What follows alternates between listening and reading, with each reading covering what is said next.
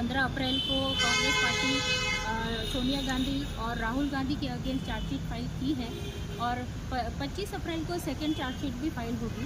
तो इसी के चलते कांग्रेस पार्टी ने पूरे देश में प्रोटेस्ट जारी कर दिया है। देखिए, प्रोटेस्ट करना कोई गलत बात नहीं है, वो प्रोटेस्ट कर सकते हैं, लेकिन लूट मचाना ये गलत बात है।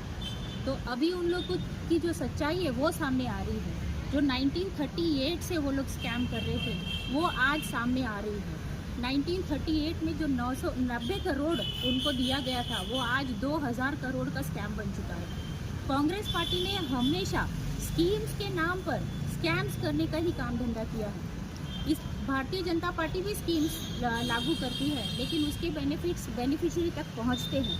लेकिन कांग्रेस ने जो भी स्कीम लागू किए थे, जो बेनिफिशियरी है उसको जो पैसे मिलना चाहिए थे, जैसे कि हम हमेशा ही कहते हैं कि सेंटर से 1 रुपये जब वहाँ से निकलता है बेनिफिशियरी को मिलने के लिए, लेकिन यहाँ पहुँचते पहुँचते 15 पैसे हो जाते हैं।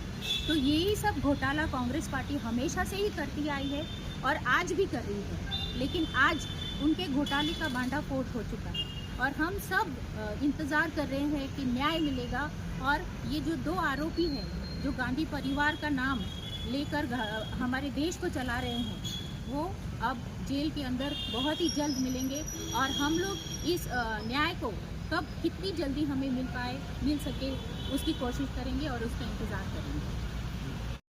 અમે વિરોધ નથી કરી રહ્યા।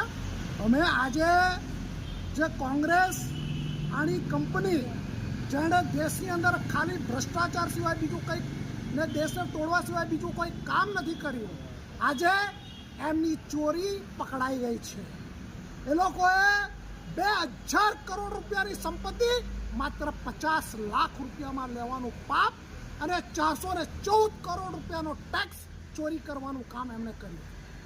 2014ની અંદર બાલસુબ્રમણ્યમ સ્વામીજીએ એમણે ફરિયાદ કરી હતી દિલ્હી હાઈકોર્ટની અંદર કે એઆઈસીસી એટલે ઓલ ઇન્ડિયા કોંગ્રેસ કમિટી, ત્યારબાદ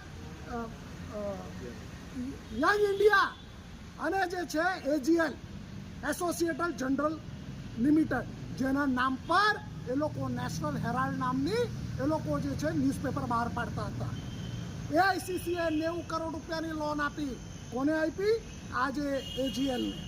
એજીએલે 9 કરોડ શેર એ લોકોએ ઊભી કર્યા અને યંગ ઇન્ડિયા કંપની જેના શેર્સ 38% સોનિયા ગાંધીના, 38% રાહુલ ગાંધીના હતા અને બાકી એના ચમચાઓના હતા।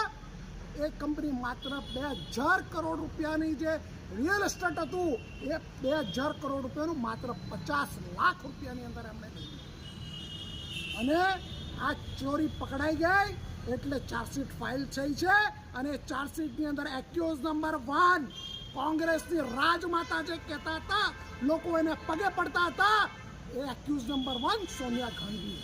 એક્યુઝ નંબર 2 રાહુલ ગાંધી જેને દેશે નકારી મૂક્યો છે અને દેશની અંદર જ્યાં જાય છે ત્યાં 0 સીટ મળે છે। આજે આ કોંગ્રેસ પૂરી તરફથી દેશ સમજી ચૂક્યું છે કે આણે ભ્રષ્ટાચાર કરવા, દેશને લૂંટવા સિવાય બીજું કોઈ જાતનું કામ કર્યું નથી, એટલે આજે એને માત્ર 0 ને 0 સીટ મળતી આવી છે।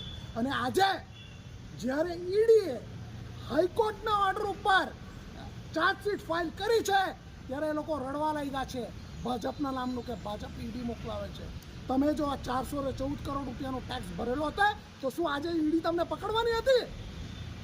ઈડી નહીં પકડતે, પણ એક ખોટો આરોપ અને દેશારોપણનું કામ ભારતીય જનતા પર કરતી આવી છે અને આજે કોંગ્રેસની ચોરી પકડાઈ ગઈ છે।